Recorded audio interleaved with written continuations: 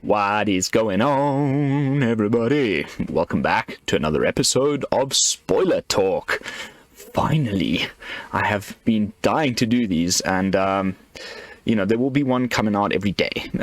Of course, as usual, I will keep up to date with spoilers, and honestly, I know the views on these aren't as high as, deck techs, but I almost do it for myself more than anything else. I really love spoiler season, and it gives me a chance to read through the cards out loud into a microphone while I'm sitting in this tent by myself, and it really helps me to start the brewing juices flowing, to start the creativity. I've already been down a couple of rabbit holes just looking at the spoilers from yesterday, and because of the way the time zones are here in Indonesia, I almost get like 1.5 days piling up on top of each other, so there's lots to get through, and I really just can't wait to get started. So without further ado, let's jump into today's spoilers.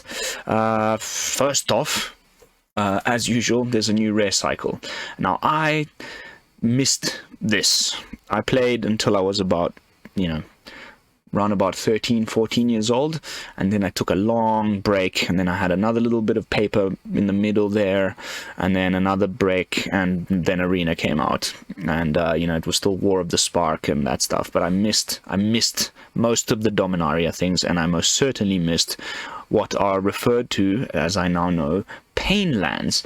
And my initial impression, sort of knee-jerk reaction, was like, these are absolutely rubbish. It's not, okay, so they tap for a colorless, but they always come into play untapped. There's no rules about coming into play tapped or untapped. But they will tap for a colorless mana without damaging you. But then any time you tap it for one of the two colors that they have, and there's of course one for every color combination, then you will take 1 damage. I don't know, man. Like, to me, that just seems crazy. But I think the real problem is control players.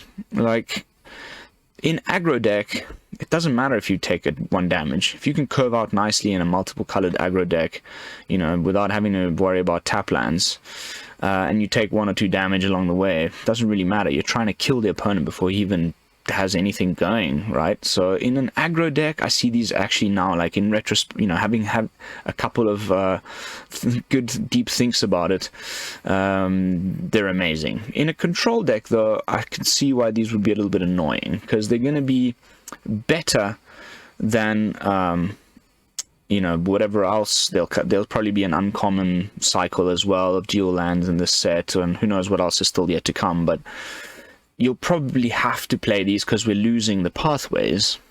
But to fix your mana, you're going to be taking damage. And if you're playing the control and you're against aggro, you're clearly, it's obviously the worst situation. So I don't know. I'll have to play with them before I have a final verdict on these lands. But from all my friends and the internet at large that were around when these the cycle of these types of lands came out first, what is called a pain land, everybody's saying how good they were, and I'm slowly starting to come around to that opinion as well. Amazing art on all of them, by the way. Then, Liliana of the Veil. This is a reprint, which apparently is really good in Modern, something I don't play, but again, at first glance, meh. You have to discard a card? Okay, so that in my head goes, zoop, narrows down the playability. It needs to be in some sort of graveyard shenanigan deck where because it's each player discards a card. So obviously you want to be discarding reanimation targets, or maybe you have a way of casting your spells from the graveyard, or there's plenty of things that can come back from the yard. Maybe you're discarding your underdog, or there's plenty of things that are okay to discard. But the way I see it is that most of the time you'll be playing this and then minusing 2, because then it has the opponent sacrifice a creature, which means it'll be left on 1 loyalty, and then, you know, to plus it back up from 1 loyalty to get to the -6, which is the actual really good side of this card, is going to take a long time, and by then it'll definitely get removed. So I don't know. Again, maybe I'm missing something. I mean, everybody's raving about this card. I'm a little bit meh on it.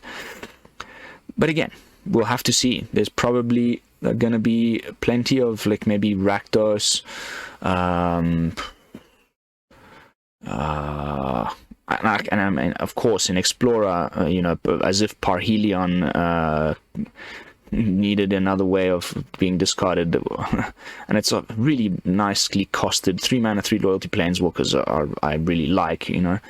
But this was just a really good card at its time. Now in like modern day Magic, I don't know, we will just have to see. There's probably going to be more support for it, something that I think will work quite well. We're about to get to, and then I'll refer back to this card as we get to it. The +1 is, for me, the worst part of it. The -2 seems great, and then the -6 is, of course, freaking ridiculous. Separate all permanents target player controls into 2 piles. The player sacrifices all permanents in the pile of their choice. That includes lands and everything, so, like... But getting to -6 from 3 loyalty, when it enters the battlefield so early in the game, and then, you know, people are running all types of planeswalker removal, and it doesn't have a way of protecting itself and what have you. I just see it, I don't know. I don't think you'll be getting that ultimate off as often as you think you might. But again, I could be wrong. Let's stick around and find out what the rest of the spoilers are, and then I cannot wait to try it in a deck. ASAP, of course. Then we've got Squee. Squee is back. The Dubious Monarch. Legendary creature. Goblin Noble. 2/2 with haste. So in a way, it's kind of replacing Den of the Bugbear. No? Like when it attacks, it makes a 1/1 red goblin creature token that's also tapped and attacking. The cool thing is here, you can cast it from the graveyard by paying 4, and you do have to exile 4 other cards from your graveyard rather than paying its mana cost. So I guess if you're playing like red aggro and you get hit by a sweeper or something and all your little creatures end up in the yard, then you're going to have those 4 cards to exile, and then you can just bring this back for 4 mana and swing for what is effectively 3 damage.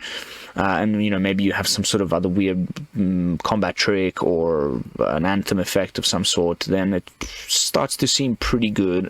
I don't think it's going to be the type of card that you'll play like more than maybe a 2 or maybe a 3 of in a deck. But interesting to see that there's a bit more goblin support coming back. Maybe there's going to be other goblin cards printed in the set to kind of go around Squee, and we'll try a nice little aggro goblin tribal deck. You know how much I love me some tribal action. So, but more than anything, I'm just really stoked with the sort of nostalgia, callbacks, and all of that stuff. Happy to see that Squee is back, and he's got haste this time. So pretty cool card.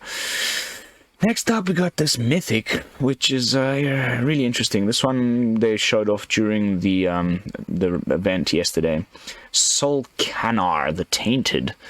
2 in Grixis colors for a legendary elemental demon. So this is one of the ones from Marrow spoilers. We had the elemental demon. They basically, everything from Marrow spoilers was released in the spoilers from yesterday. So here we go. This was one of them, and it's apparently a callback to a specific card where, like, there's all these options that you get to choose from, and then eventually the final one you have to give the card to your opponent, and then they start to do those things to you. And what they said in the video yesterday is, like, there was a real struggle during playtesting to find the correct balance where, like, if the choices that you get to pick before you give it to the opponent are too good that you win the game before he even gets it, then it will be broken. But if they're so bad that, you know, they're not, you know, it's not so impactful, then nobody would play it in the deck. So they had to find that, like, fine balance between those two, and I think they did a pretty fair job. So you pick one that hasn't been chosen yet. Of course, you're going to pick the one where you give it to them last. So you're going to pick one of the first 3 first. Either draw a card, or, you know, gain and drain. 2 life to the opponent lost, 2 life to yours gained, or you can do 3 damage to up to 1 target creature or planeswalker, and then eventually give it back to the opponent. So probably going to be playing it, drawing a card, and then you can do maybe the third one for the second time, because then the summoning sickness is gone, so you're not only maybe destroying one of their blockers and attacking with a 5/5. Third time round, you do a little gain and drain and swing again for 5. And then maybe they'll kill it. They have to block it because, 5 damage coming through. And then you don't have to give it to them. But then eventually, if it sticks around for the 4th turn, then you return it to the battlefield under the opponent's control. And then he starts to get to do that stuff to you. So, what do you think? Of course, I would love to hear everybody's thoughts about all of these things in the comments down below. Let's get a little discourse going. Where do you think these cards are going to fit into various decks and whatnot? But the next one I'm really excited about. It's been a long time since we've had something like this. There's plenty of cards that do stuff like this for artifacts. I'm thinking of the Black Staff of Waterdeep or the new Tezzeret Planeswalker, where you essentially animate an artifact and make it into a creature. Zur, the Eternal Schema, is in Esper colors. It is the same point on the curve as Rafine, so I don't think this is going into any sort of a Rafine deck, but maybe some Esper enchantments with your Hallowed Haunting, something that I tested already even before we had Zur, and it was one of my favorites of the various Hallowed Hauntings decks that I put up. You'll have to go and dig back on the channel and find that one. But basically, it's a legendary human wizard that's 1/4, so a little bit tougher to remove than anything with 3 toughness. And there's a good reason why I bring that up. Not only because Royal Eruption isn't standard right now, but we're getting Lightning Strike again. I knew this was coming. I even mentioned it yesterday when I was playing against Boros in my previous deck. Now in mono white, and this is just better. It's like Royal Eruption at instant speed, 3 damage to any target. Boom, 2 mana. Yes, you can kick Royal Eruption for 8 mana or whatever it was to do 5 damage, but that almost never happens, and you had to wait until your turn to do the instant, to do the damage. This is at instant speed. Will it be better than Kami's Flare, which also has that little extra reach if you have modified creatures, or is this just going to become like the new premier little 2 damage instant speed, 2 mana 3 damage instant speed spell?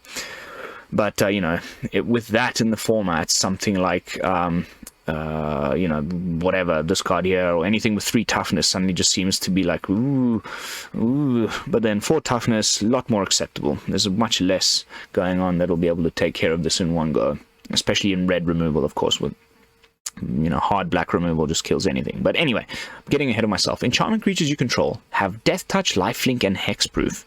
That's a really nice collection of abilities there. And then you can pay 1 colorless and a plains, and you target non-aura, which is I was already going down some rabbit holes of like, ooh, sweet aura deck. But anyway, non-aura enchantments you control becomes a creature in addition to its other types, and it has base and power and toughness equal to its mana value. So let's say, for example, Hallowed Haunting. You pay 2 and you turn your Hallowed Haunting into a 4/4. And the problem always has been with these types of things, even when you're turning on your artifacts in the, as I was saying earlier in the example, is that then by becoming creatures, the opponent can point a lot more types of removal at them. But because it's an enchantment that you're turning into a creature, it will become an enchantment creature, which means it'll get the hexproof. So, much harder to remove. There's no like sweepers, or, even if the opponent has like an instant speed thing, something like a Farika's Libation, if you can remember that far back, where they get you to sacrifice something, you'll probably have something else on the board that you'd rather sacrifice than that, and they can't target removal, and then by the time they can go for a sweeper, your enchantment has become an enchantment again, because it's until end of turn. So I think this is actually really, really good. Like really, really good, and I can't wait to try it out. Lots of legendaries so far. Pretty much everything, yeah. All of the first 3 rows are all legendaries.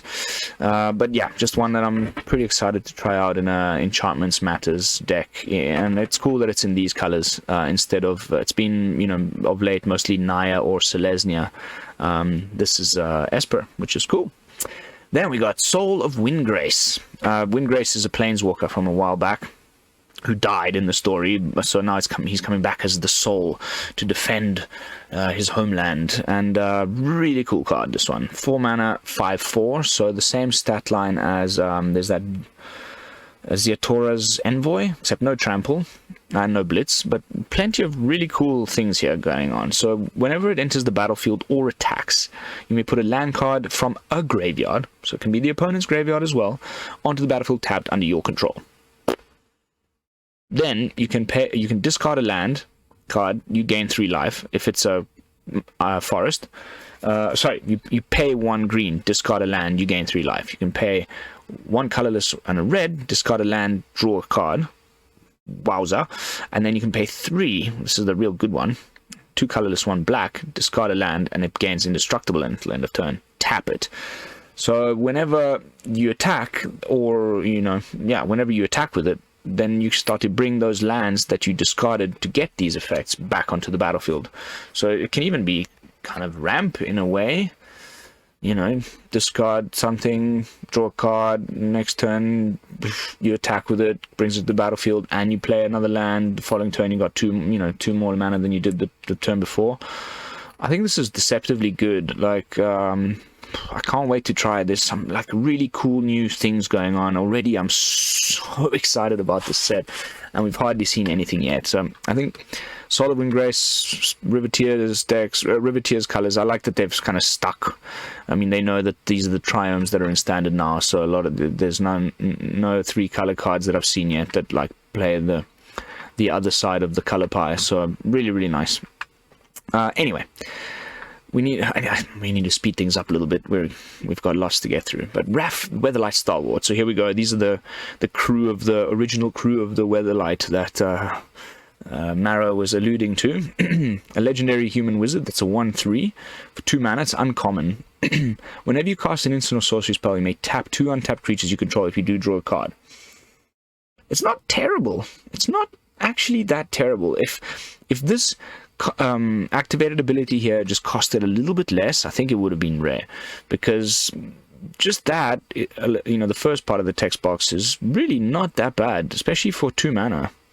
There'll be plenty of these little token decks that have little 1/1 humans lying around, Wedding Invitation, what have you. We can just, you cast a Fading Hope, and then tap down 2 little humans and also draw a card, and you got to first scry for that with Fading Hope. That's not terrible. And then like I said, if this was just a little bit cheaper, your creatures get +1/+1 and gain vigilance until end of turn, so give them all Wandering Emperor protection, but it's 5 mana. If this was just 4, I would be much more hype on the card than I already am, and I am quite hyped about it. But then the Raven Man. So now we're going back to this Liliana. So imagine you play your Raven Man on turn 2 and then Liliana on turn 3. Raven Man says that at the beginning of each end step, if a player discarded a card this turn, create a 1/1 blackbird creature token with flying. This creature can't block. I wish they hadn't put that in there, but I guess it was in testing it just got a little bit too powerful, because there were too many chump blockers and aggro was having a trouble getting through all the little flyers and whatever. But still, you get a 1/1 bird creature token with flying, and unfortunately not at instant speed, because then again it would just be way too broken. You can pay 4 mana, tap it, and each opponent discards a card. So you can guarantee that an opponent will discard a card every turn just with using the Raven Man. And anyway, you're not really attacking with this guy, he's just kind of sitting there on the board. But then the synergy with the Liana is that, of course, each player discards a card. So then you're you can do it without having to pay 4. You can just be plussing your Planeswalker that you want to be plussing anyway to get to the amazing -6, and you get a little 1/1 blackbird creature token. Unfortunately, again, can't block, so you can't protect your Liliana with it, but still nice. I think a very basic initial little bit of synergy that I've just noticed with the cards that are out today. Raven Man turn 2, Liliana turn 3, +1, make a bird. Not terrible. Pardon me. Then Joyra, the Ageless Innovator. People are freaking out about this one. I guess probably in Commander, this is where it'll shine more than anywhere else. I'm not that hyped on it because of, again, Lightning Strike, 3 damage, instant speed, bye-bye. But, you tap it and you put 2 Ingenuity counters on it. So you play it on turn 2, it's got Summoning Sickness, you can't tap it. On turn 3, you tap it, you put 2 Ingenuity counters on it, you can play a 2 mana artifact for free. Then you may put an artifact with mana value X or less from your hand onto the battlefield, where X is the number of ingenuity counters on Joyra. If she survives until turn 4, you tap her again. You put 2 more ingenuity counters, then you can play a 4 mana artifact for free on turn 4, and still use your mana for another thing. Suddenly I start to see the potential, but I guess it still would just make more of a good commander rather than like a really impactful standard card for now. But we're going into the Brothers War next, which is only coming out in like November or something, and like I've been saying now for a long time, your automaton decks gonna get pretty interesting, these artifact decks in the coming months, so we may need to keep our eyes on Joyra over here. Next up we got a common, Bernalilla Sleeper. One of these cards with kicker. What's been cool so far that I've noticed with the kicker is it's always other colors. So like this is a white card, but then the kicker cost is black. So signaling that it should be played in maybe an Orzhov deck. So this one's actually really good. 3 mana 3/1. 2 mana 3/1, which is already pretty sweet as it is in a, let's say, Orzhov aggro deck. Sounds amazing to me. But when it enters the battlefield, if it was kicked, so for 3 mana, each player sacrifices a creature. So there's lots of synergies, which I want to just come back to this one with later as we go through today's spoilers, because there's a few that I've already thought of right away. Then this is an interesting one, the Defiler of Dreams. Pardon me. It's cold. Can you imagine? I'm wearing a scarf at the tropics. It's actually really cold on top of this volcano. There's a few cards that I've already seen that do this, from just a few cards that have been spoiled already, where they basically give the rest of the cards in your hand Phyrexian mana, where you can pay life instead of paying some of the cost. This is 5 mana for 4/3. So again, lightning strike, bye-bye. If you play it on turn, on curve, you're tapped out. You don't even have a counter spell to deal with the lightning strike, and there goes your 5 mana investment, and you got nothing when it enters the battlefield. But as an additional cost to cast blue permanent spells, you may now pay 2 life, and those spells will cost you 1 blue mana less to cast if you paid life this way. This effect only reduces the amount of blue mana you pay. And then, whenever you cast a blue permanent spell, draw a card. So, I've heard other content creators talking about this as a way of like maybe speeding out your 7-drop big blue guy like Hullbreaker Horror or Jingataxius, by a turn. Play this on turn 5, the following turn you pay 6 mana and 2 life to play a Jingataxius and you draw a card. Doesn't seem that terrible. But 4/3, I don't know. But cool that there's lots of Phyrexians, and now that like we've seen what's coming for the rest of the year with this 4-set arc all on Dominaria, we're going to be oozing Phyrexians, and we're even going directly to Phyrexia as one of the planes. I think it's like in the fall of next year. I'm actually really excited about that. Then, Shieldred, one of the main characters from the story. I don't know if all of you give the time of the day to these stories that go up on the website, but I've been enjoying them. I'm on chapter 4 or something. I'm slowly making my way through it, but Shieldred already appears in chapter 1. Karn is digging in his some sort of like archaeological site, and then he happens upon the lair of Shieldred with all her acolytes. Well, my vape is starting to break. But this card is obviously incredible, and now that we have Jingataxius, Urabrask, and Shieldred, and Vorinclex is rotated out, the Phyrexian Praetors that are left in standard are all in its Grixis. So I can imagine like a pretty annoying Grixis Phyrexians deck coming out soon, and they kind of curve into each other. Like Urabrask is a 5-drop, Jingataxius is a 7-drop, Shieldred's a 4-drop. Like play some good removal, some counter spells, and some burn, and like they all got pretty sweet abilities on them just in and of themselves. This one is pretty amazing. Whenever you draw a card, you gain 2 life. Whenever an opponent draws a card, they lose 2 life. And it's a 4/5 with Death Touch. Hi caramba, cannot wait to play with this, and probably going to be a little bit annoying to play against. Not supremely overpowered or anything broken in any sense of the word, but I think if you find a way to like draw a bunch of cards, or you know, have the opponent draw a bunch of cards in Historic, you can peer them into the abyss and win the game outright. There's plenty of cool stuff that I can already think of that we can do with this. On top of just maybe just playing it in like, I don't know, Dimir, hold up, you know, finally land your Shieldred and then just keep up counter spells the whole time, and things like phase out and march, and you know, the slip out the back and that sort of stuff, and just she never dies, never get her off the board, and every turn the opponent has to draw a card and they lose 2 life, and you just ping ping ping ping ping, and then you just play like Invoke Despairs and things. I think, hi caramba, look out for Shieldred. It's gonna be, I think, very very much in the meta. Then this card, wowza, might even be the best card so far for me. Also pretty happy that it's an angel, because I was worried about the fact that we're losing so many of the good angels that the angel deck just falls apart entirely. And I'm quite happy that it seems to be shifting towards like Mardu or Orzhov or Boros, because I'm pretty sick of like the life gainy angel type deck where like the center point has been the Righteous Valkyrie. Now we've got this Archangel of Wrath to synergize nicely with our Giada, and hopefully we'll get more angels as the set continues to be spoiled.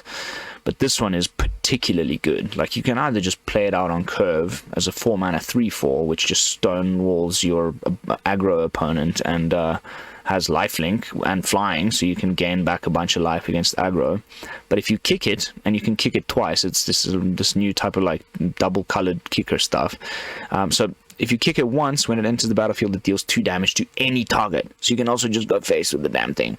But if you kick it twice, so for 6 mana, you can do 4 damage. You know, 2 damage to any target and then 2 damage to another target. So you can either pick off like 2 small creatures or 1 big creature, or just go face with it and win the game.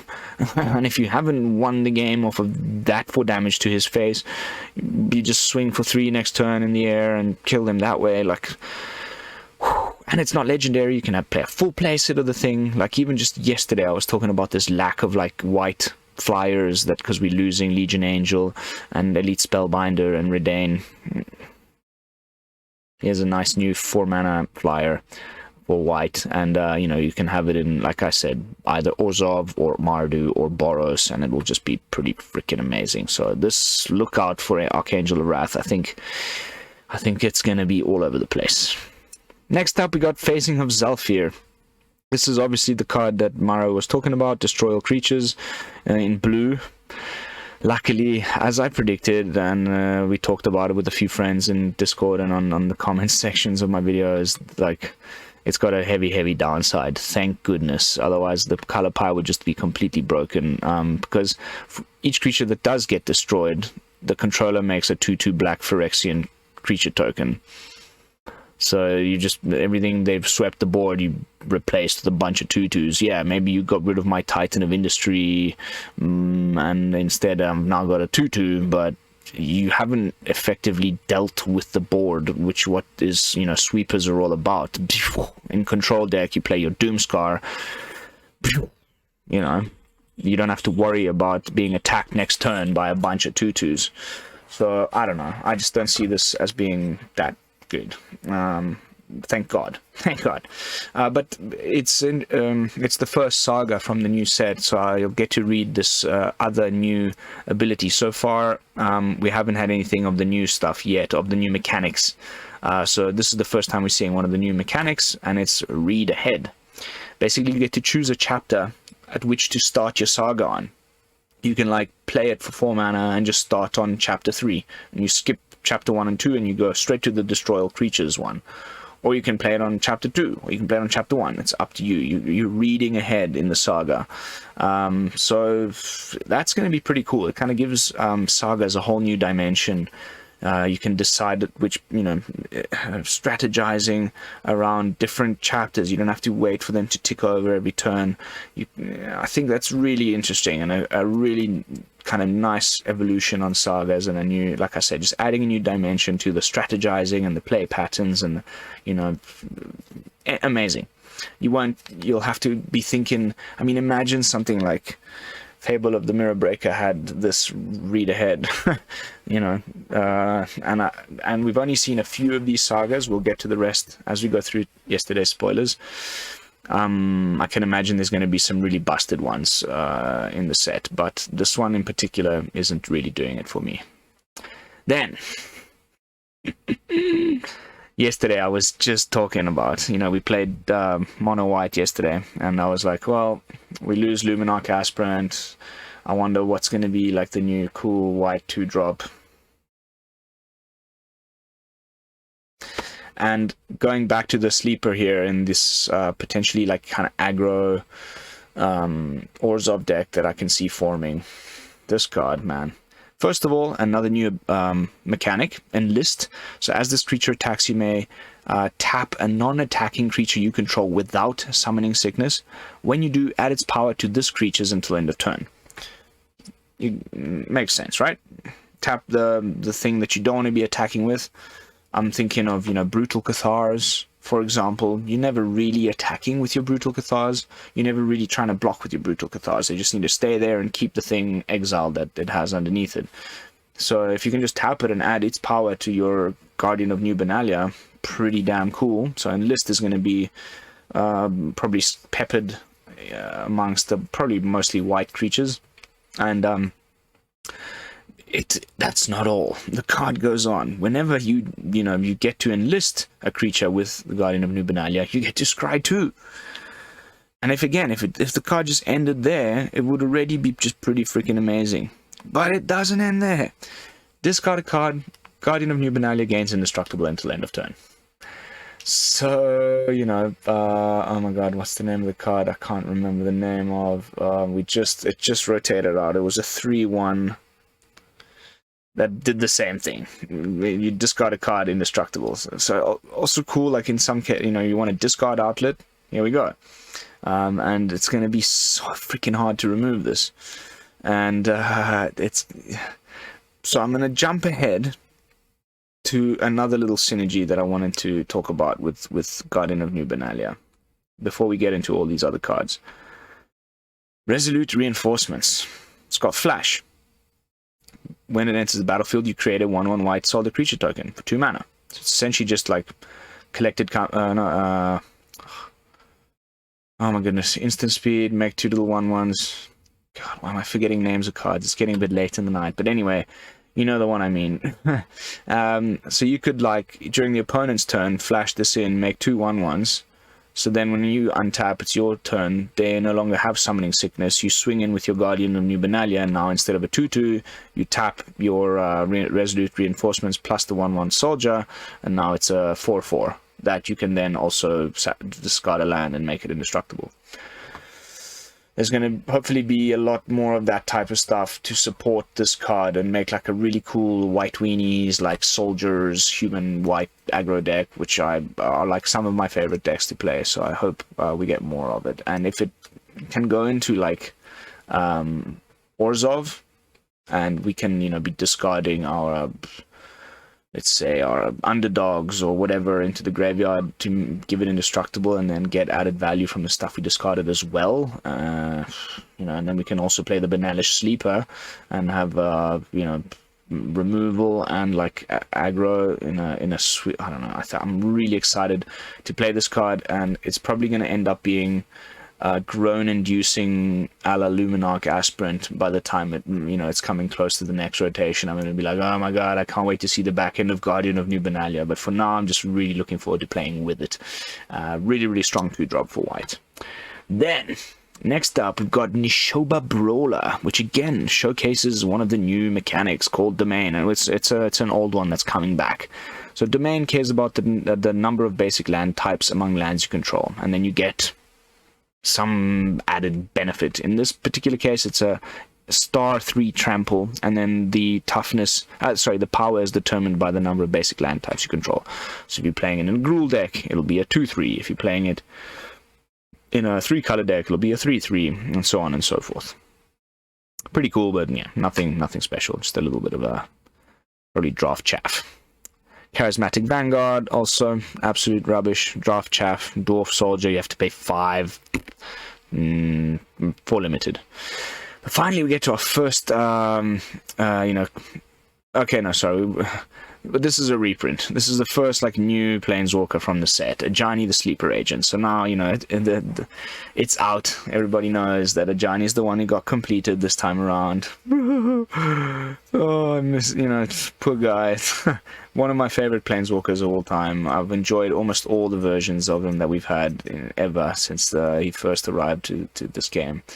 And I think this one's pretty good, but it's just because I have this love for, like, +1/+1 counters, Selesnya decks. It's always been one of my loves, especially in, like, Eldraine Standard. I was really enjoying these types of brews, and hopefully we get to kind of do that sort of stuff again with Ajani. So it's got the completed Phyrexian mana, which means you can pay 2 life and cast it on turn 3, but then it'll enter the battlefield with 2 less loyalty. So you can play it on turn 3 and it comes into play as 2 loyalty, or you can play it on turn 4 and it comes into play as 4 loyalty. Make sense? The +1, reveal the top card of your library. If it's a creature or planeswalker card, put it into your hand. Otherwise, you may put it onto the bottom of your library. So a little bit of card filtering, because you may put it onto the bottom if you don't like it. So it's kind of scry, and if if it's a creature or planeswalker, you put it into your hand. So card advantage or scry on the +1. The -6 is really easy to get to. It starts off at 4 if you play it on turn 4. The -3 is amazing. You distribute 3 +1/+1 counters among up to 3 creatures, and they gain vigilance until end of turn. I think that's amazing. I love that type of effect. And then the -6, you get an emblem with whenever you cast a creature or planeswalker spell, that target opponent gets 2 poison counters. So, like with Finn, we were just talking, during Marrow's teaser little post I did, that poison counters are coming back. Finn was very easy to get rid of, Vanishing Verse, but whatever. But if it's an emblem that cannot be interacted with, that you can get to really easily with a cheaply costed planeswalker, now, like, every time you cast the creature spell, you just need to cast 5 more creatures and the opponent's dead. You have to get to 10 poison counters, right? So, I don't know. Doesn't look terrible to me. It's not ridiculously broken. I still don't know which deck it's going to fit into, but a sweet card design, one that I'm really behind, and yeah, can't wait to play it. Then Radha's Firebrand. This one is really powerful as well. Lots of good cards on day 1. So 2 mana 3/1 Human Warrior. Whenever she attacks, you tap down, or you render one of the opponent's creatures that has less power than Radha unable to block. Then it's got Domain. So if you're playing this in, like, maybe Gruul, or again, maybe, I don't know, the creature, I don't know, you wouldn't be playing this in Grixis, probably Gruul or Naya.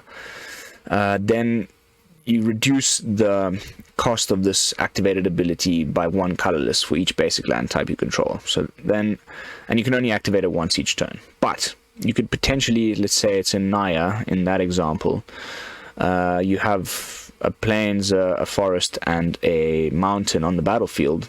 That means 3 mana to give it +2/+2, so it becomes a 5/3. That when it attacks, taps down one of the opponent's defenders. I think that's pretty freaking sweet, and is definitely going to be seeing some play in aggro decks, red X decks, whatever the other colors may be. Even if it's just in mono red, and you're paying 5 to do this. Isn't that the same amount of mana that we've been spending on, I'm thinking of Werewolf Pack Leader has the trample? Isn't that 4 mana? I still think this is, you know, aggressively statted 2-drop, non-legendary. You can have 4 in your deck, and potentially, you know, taps down one of the opponent's blockers, so you've got that, you know, can continue to get in for that damage, and you know, a fairly decent mana sink. So keep your eyes on Radha's Firebrand. Next up, we got Shalai's Acolyte, 5 mana for a 3/4 with kicker, and then if you kick it, it enters the battlefield with an additional 2+1/+1 counter, so it'll be 4, 5, 6, 7 mana for a 5/6. Rubbish. Rubbish. I had a giggle. Marrow's teasers. Territorial Marrow. He's a grumpy treant looking guy. 5 mana. So I'm assuming this is the 10/10 that can cost 5 mana that was in the teasers. Again, like, it seems like they put all of the stuff from the teasers in day one. But it's got domain, so its power is equal and toughness are equal to twice the number of basic land types and lands you control. That's why I said it may be a 10/10 for 5 mana, because if you play it in a 5-color deck and you have 5 basic land types among the lands you control, then it'll be a 10/10 for 5 mana. Other than that, it seems a little bit weird, but cool art. We'll definitely jam it in a few brews and see how it ends up playing. I just don't see many, like, you know, we're even losing the world tree and all sorts of other things that we've had so far to fix, you know, 5-color decks. Maybe there'll be more coming in the set, because apparently it's all about, like, collaboration between the various species and populations and cultures on Dominaria to fight off the Phyrexians, you know, which might bring together all 5 colors, and maybe there'll be a lot more, like, 5-color support as we get through the spoilers. Next up, we got Braids, the Arisen Nightmare. Legendary creature Nightmare, 3/3 for 3. This is an interesting one. At the beginning of your end step, you may sacrifice an artifact, a creature, an enchantment, land, or planeswalker. So basically anything, or, you know, from all the types of cards that we get to choose from that can be sacrificed. And then the opponent... Each opponent may sacrifice a permanent, and luckily it's not has to, because then this card will be way too broken, I think. But that shares a card type with it, and then for each opponent who doesn't, that player loses 2 life, and you draw a card. Pretty cool. I can see, like, in certain board states, you can really put the opponent into, like, these weird decisions. You know, they might have to, because they're only on 2 life, or, you know, getting close to 0, and then they don't want to lose another 2 life. So, okay, I'm going to discard that thing. You know, I'm going to sacrifice that thing. And you've obviously playing this in a deck that has either sacrificial fodder, if you're more about creatures, or maybe you'll be playing a bunch of, like, extra lands that you don't mind sacrificing, or whatever. It's nice and versatile. It can be any type of thing. Maybe in a blood token deck, you can sacrifice your artifacts, and the opponent has to, whatever. You know, maybe they don't have an artifact to sacrifice, so you sacrifice your blood token, and then the opponent may sacrifice a permanent that shares a card type with it. They don't have an artifact to sacrifice, so then they lose 2 life and you draw a card. I think that's pretty good. Again, has the same problem that I've been saying a lot about Lightning Strike. 3 power, 3 toughness, and it's legendary, so you probably won't be playing more than like 2 or 3 in the deck. But still an interesting text box, one that I can't wait to try and exploit. But next up, we got another one of these sagas with the reader head. This one seems like it could be really busted. I'm just trying to think like what the best targets for it are, but basically... it's really well designed. Unfortunately, it costs 7 mana, but with all the treasure ramp and stuff, yeah, I've been casting a lot of 7 mana spells, like in my mid-rangey or more like rampy decks or control deck. I don't see why we wouldn't be able to get to 7 in the format. And then you either, for the first 2 chapters, get to look at the top 7 cards of your library. You may reveal a non-saga permanent card from among them and put it into your hand. And then you put the rest into the bottom of your library in a random order. So, you know, you get to look at 14 cards and pick the 2 best ones, your super duper bombs, whatever those may be, your big expensive game-ending things. And then on chapter 3, you get to put 2 of them onto the battlefield for free. Put up to 2 non-saga permanent cards from your hand onto the battlefield. Ba-boom. Titan of Industry and something else. Ba-boom. 2 Titans. Ba-boom. You know, or if you already have those in your hand and you don't need to go looking at the top 14 cards of your library, you just skip ahead. You read ahead to chapter 3 and you just put them on the board. Pretty freaking insane. I don't know, am I missing something? I think this card is insane. I just can't think, like, other than Titan or what else, like what colors I would be playing this in, what those big bombs are going to be that I would decide to, you know, put in the deck to play for free. Titan of Industries just being the latest, like, big rampy target thing, massive 7/7. But there's probably plenty of other things that we can do with this, and I can't wait to play with it. So the world spell. I think look out for this one. I think it's gonna be a bit of a menace.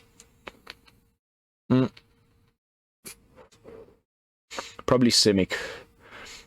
You know, Simic, and then just put down like a Titan of Industry and whatever other big blue thing we're gonna get in the deck, in the spoilers, and just end the game. Really cool.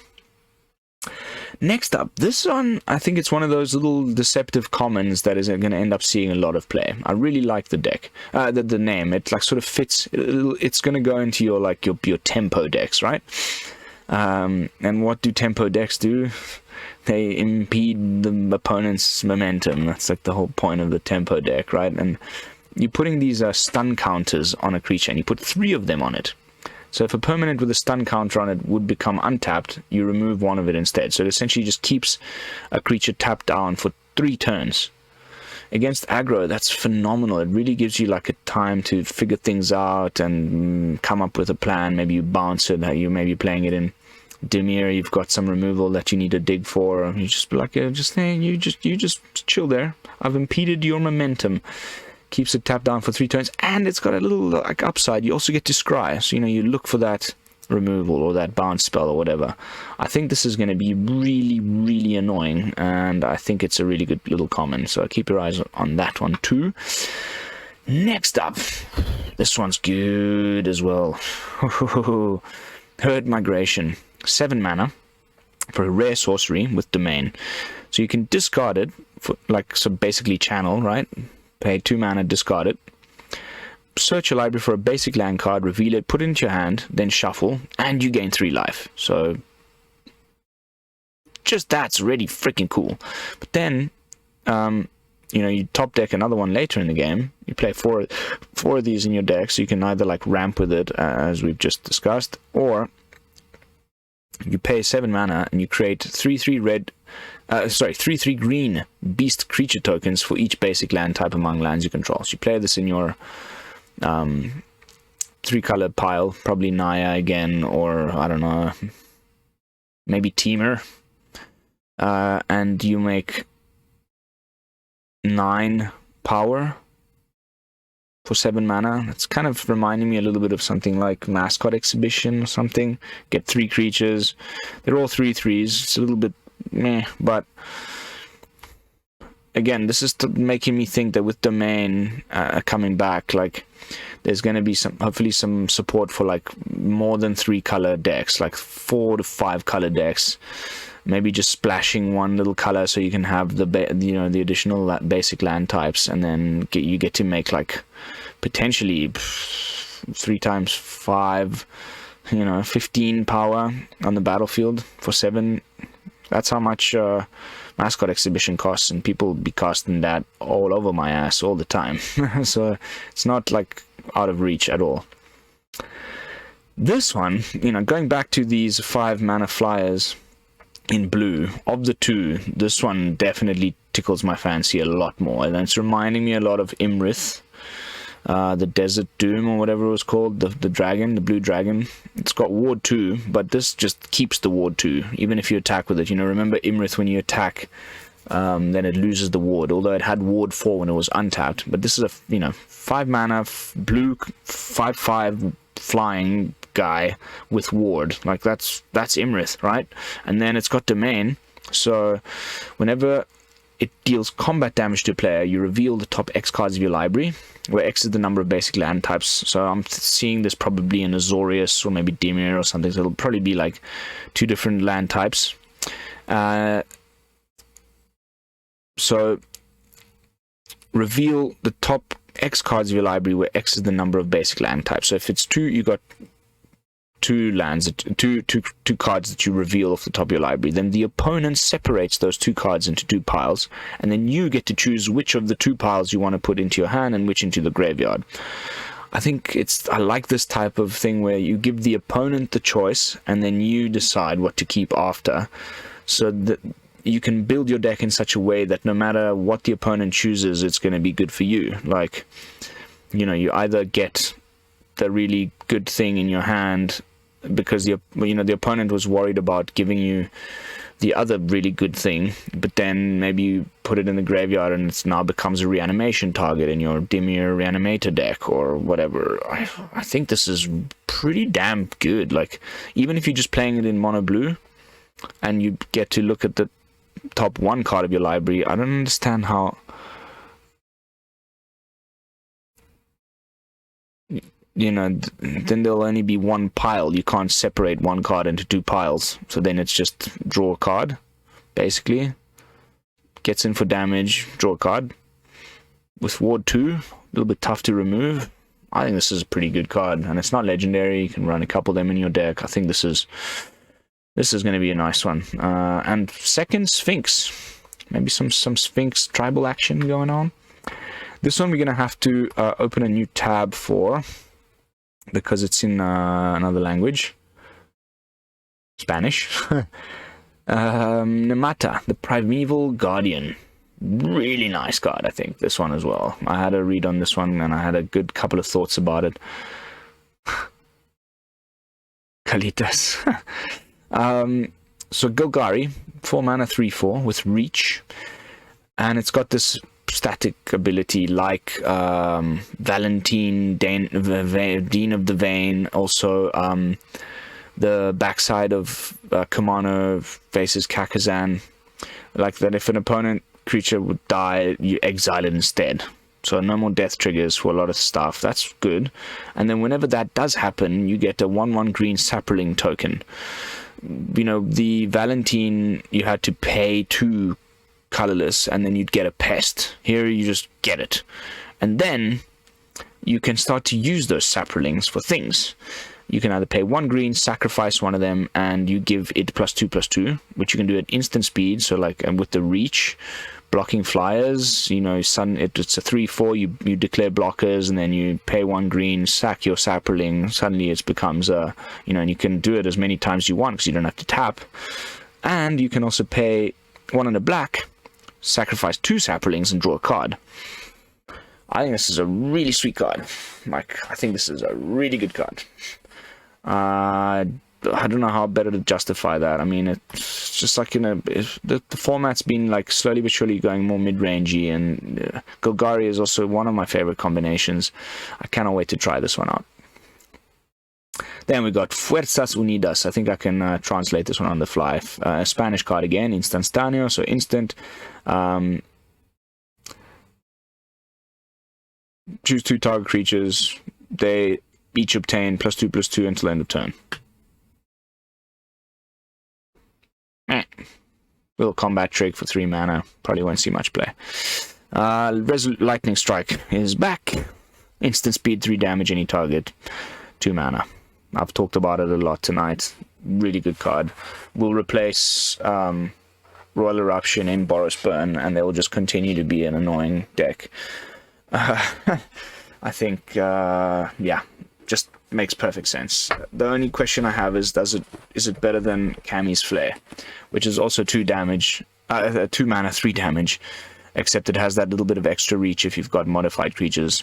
I wonder which of the 2 will end up being the most played in the format, but it's obviously really good. Resolute Reinforcements, I've already touched upon a little bit of synergy with the Guardian of Bernalilla there. Yeah, cool. It's got flash. Can, like, you know, it's a combat trick, essentially. Mono white flash with your, you know, Wandering Emperor, whatever. Do stuff during the opponent's turn, and it's great. Bring it in, then you untap with a couple of 1/1s. I don't know. But I'm definitely going to try that White Wieners with Guardian of New Bernalilla, where then you get to, or because they won't have Summoning Sickness, you flash it in during the opponent's turn, untap, and now you can enlist the 2 creatures to give the Guardian of Bernalilla an additional 2 power and toughness. I think that's pretty sweet. Then we got the Micromancer. 4 mana 3/3. When it ETBs, you may search your library for an instant or sorcery card with mana value 1. Meh. And then here's another one from Marrow's teaser. 4 mana, 4/4, Human Warrior. So again, Boros, Warrior, it's gonna be equipment-y stuff, and here we go. When it enters the battlefield, you look at the top 7 cards of your library, you may reveal an equipment or vehicle card from among them, put it into your hand. I like that it's like vehicles and equipments. Usually it's been like just these equipment decks that absolutely suck and never ever get anywhere. I love the idea and the type of deck and how they play, but you always just get destroyed. Like it's never been tier 1 ever. I just can't think of a time in Standard since I've been playing on Arena where there's been like a tier 1 equipment deck. Maybe this is finally, they tried Brew-Lab, which is also a 4 mana 3/4, I believe it was. Still didn't do it, and Brew-Lab had some crazy stuff to say in his text box. This one, it's like, let's bring in vehicles and make it, but like white and red vehicles, there's nothing really amazing so far. But of course, vehicles are mostly colorless, so I don't know. This is the card from Marrow's teasers that says, vehicles you control have crew 1. And I was just saying in my teaser thing, like if it was 3 to 4 mana, then it might be really good. And I was worried that this would be 5 mana. So 4 mana, maybe pretty sweet. And again, it dodges the lightning strikey type stuff that I've been talking about with the 4 toughness. And now your vehicles have crew 1.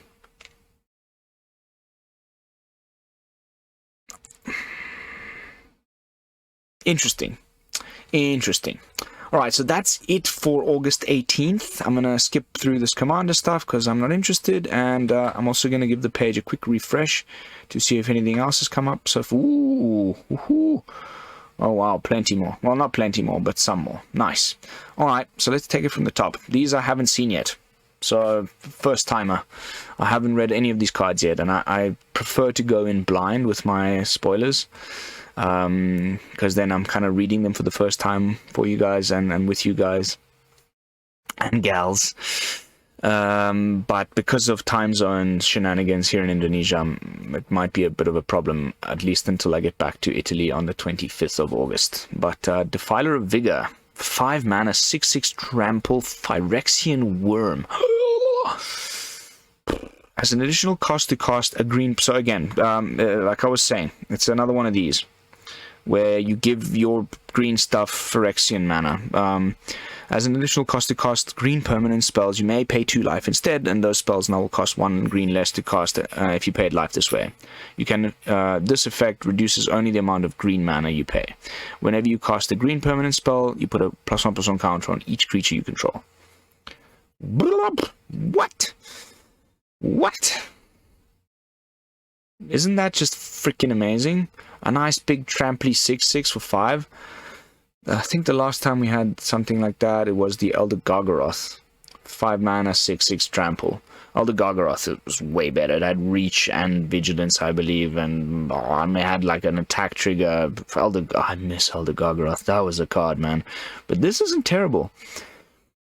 You can start paying some life to cast your green stuff, cast them cheaper the next turn, and then whenever you do so, you put +1/+1 counters on all the other creatures. You play out like a 1 and a 2 and a 3 and a 4 drop little, in a green creature deck, and then you play this guy on turn 5, and then for the rest of the game, like, you just start putting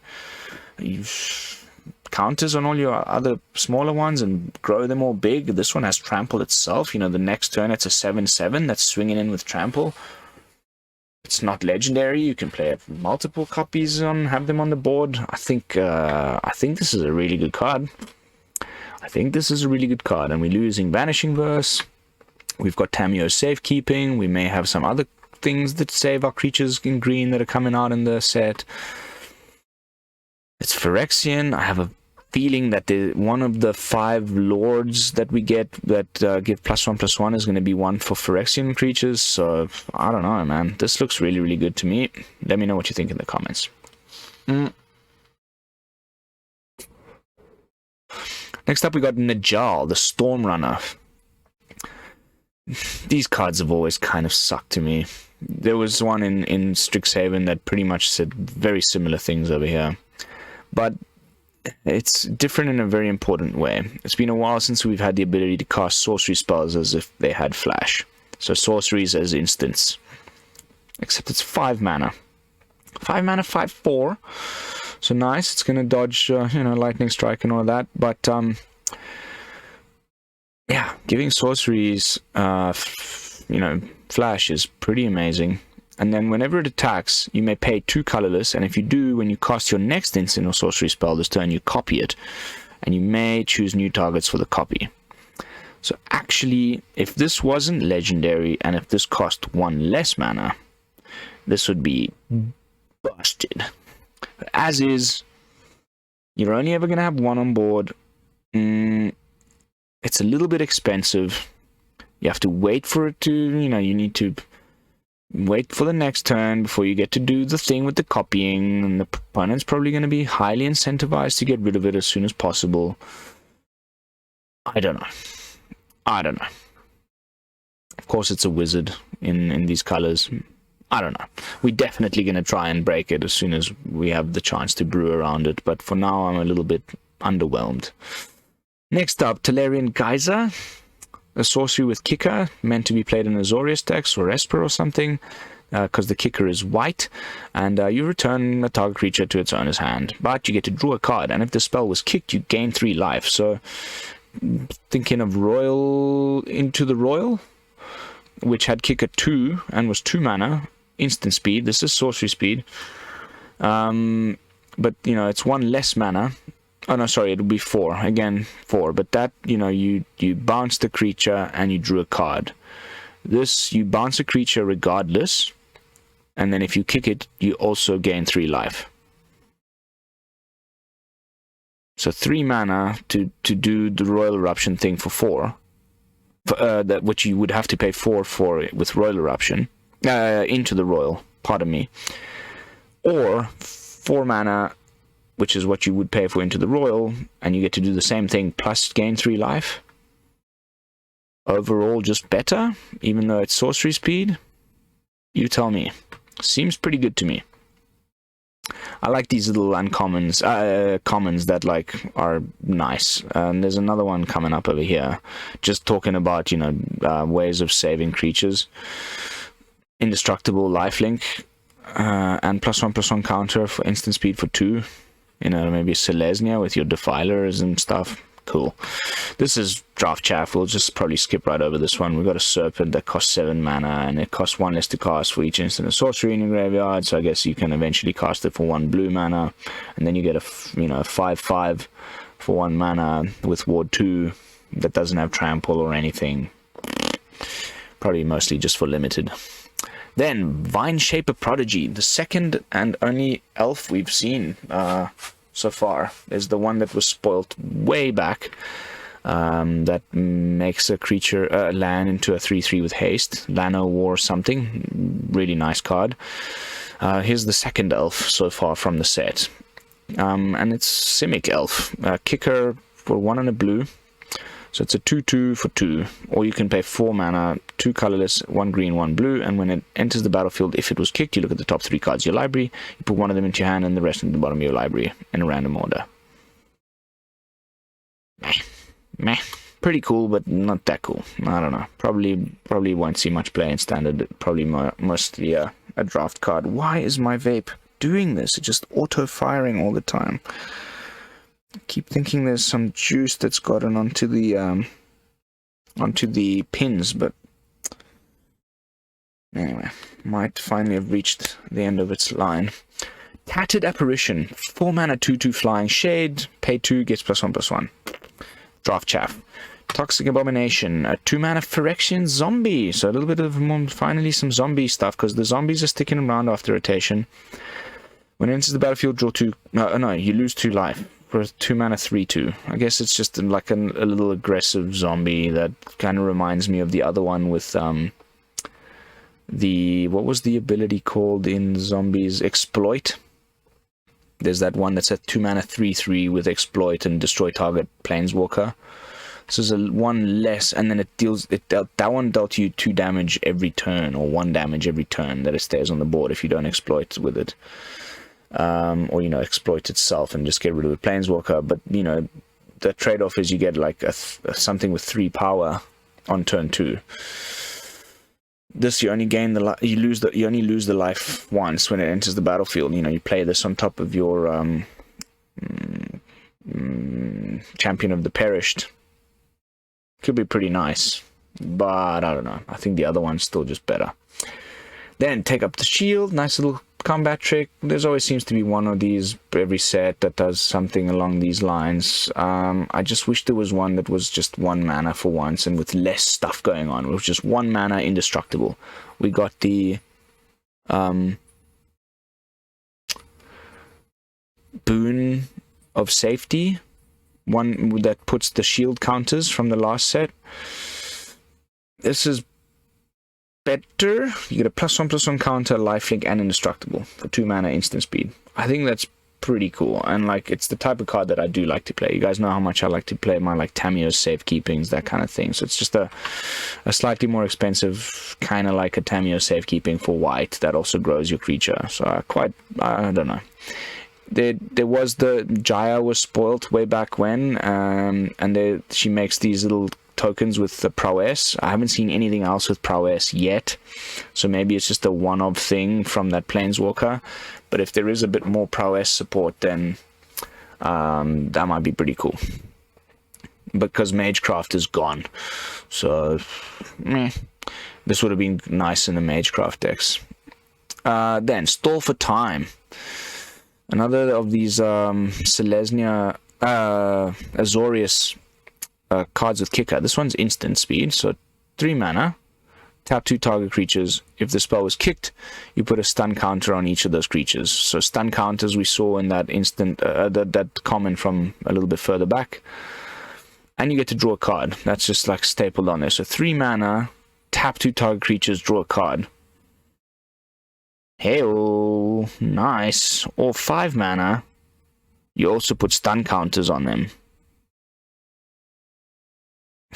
Tap 2 creatures for potentially 2 turns for 5 mana, and you draw a card. Misa likey, and Misa not gonna like keep playing against Azorius with my creature deck if I get hit by this thing. The name is perfect. Stall for Time, exactly.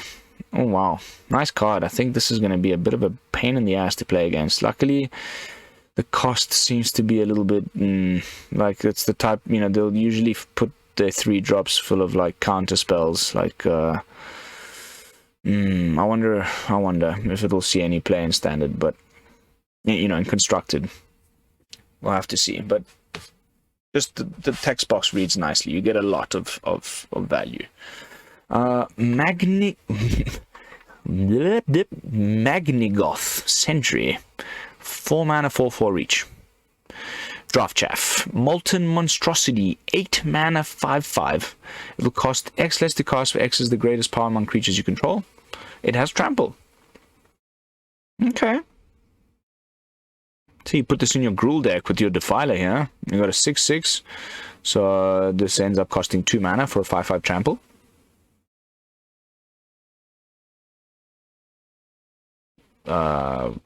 Why is this common?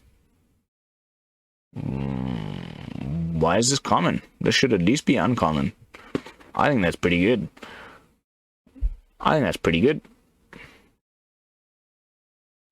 As a late game top deck, once you've got some big stuff in play, and you can reduce this a lot, you got a Titan of Industry in play. You play this for 1 red mana. You got a 5/5 with trample. What am I missing? Why is this common? This is a sweet little card. I like it. Snare Spinner. 2 mana spider with reach, 1/3. Whenever it blocks a creature with flying, gains +2/+R. Very typical spider text box. Draft Chaff. 1 mana Viashino Warrior. 1 mana 1/1 with haste.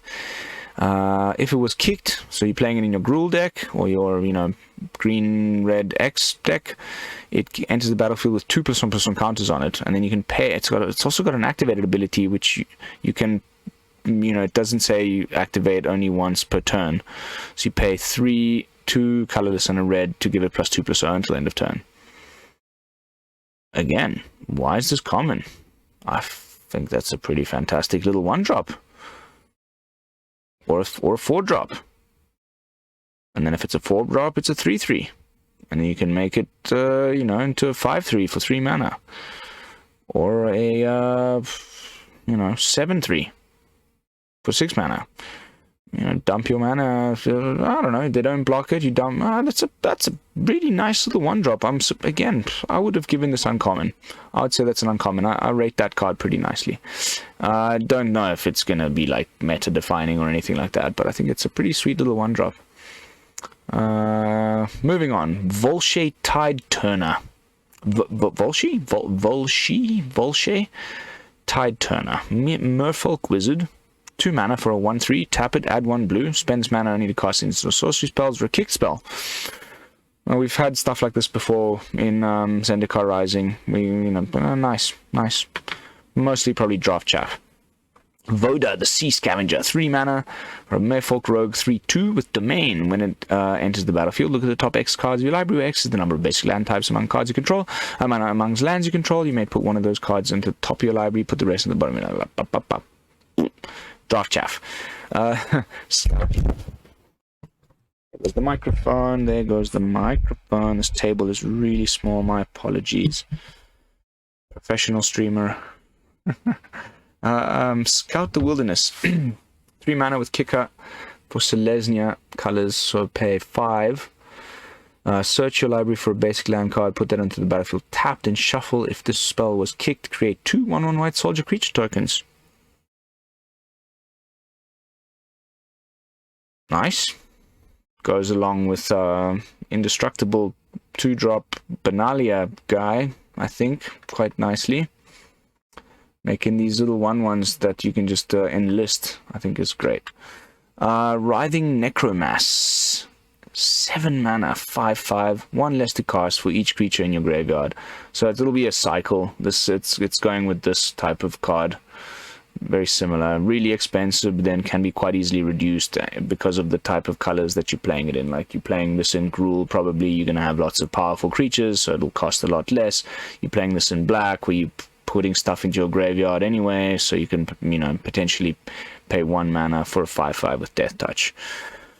I think this is a nice little cycle. These seem to be stronger than what they've rated them as. I would probably give this uncommon as well. 5/5 Death Touch for potentially 1 mana or 2 or 3 is still good.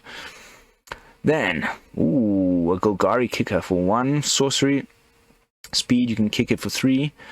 1 black, 1 colorless, 1 green. Return target creature card from your graveyard to your hand. You gain 2 life. If the spell was kicked, return another target permanent card from your graveyard to your hand.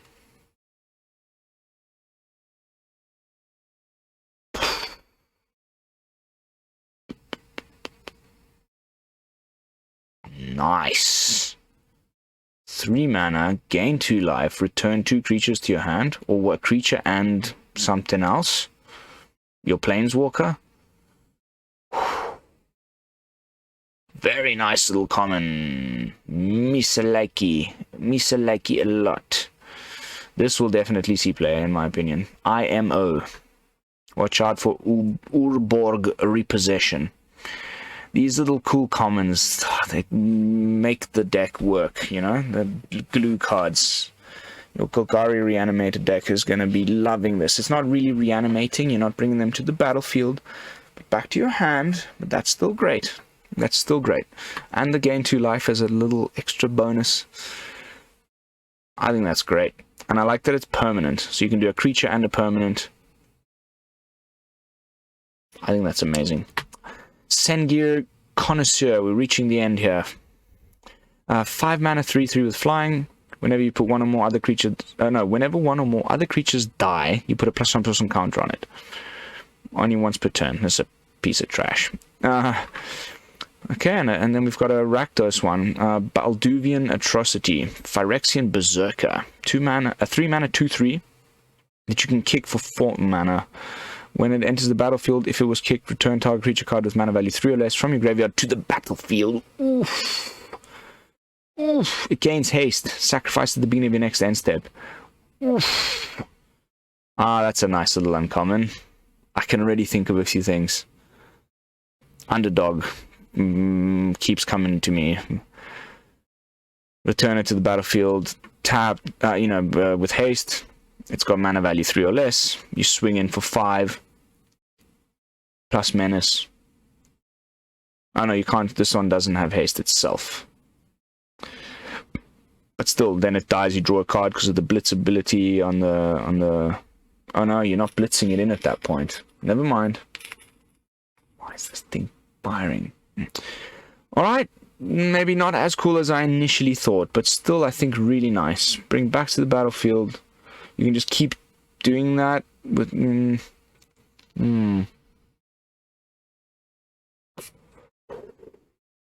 Something that has a cool death trigger. Because you're not blitzing it in. So you won't get to draw the card if you bring back your underdog. Something else that I'd like... You've previously discarded or sacrificed for value, and then you get to bring back again and attack with as well. And then it just dies, and maybe you cast another Balduvian Atrocity or whatever. Maybe you're playing it in your Riveteers deck alongside Uroborg Repossession. I think that's a nice little uncommon. Alright, let's see one more refresh, see if anything else has come up. Nope. That is going to be it for this episode of Spoiler Talk. Loads we have gone through. I would love, as usual, whenever I do these little episodes, for you guys to let me know which of these cards has been your favorite. As far as I'm concerned, I'm the most excited about the Archangel of Wrath. I'm really excited to play with this card. This is definitely my favorite from today. Let me know in the comments which was yours. And I will see you all tomorrow with another fresh brew and another episode of Spoiler Talk. Thank you all so much for watching. Don't forget to like, comment, and subscribe. And until tomorrow, this is Lone Fox from the Brew-Lab, signing out. Peace, y'all.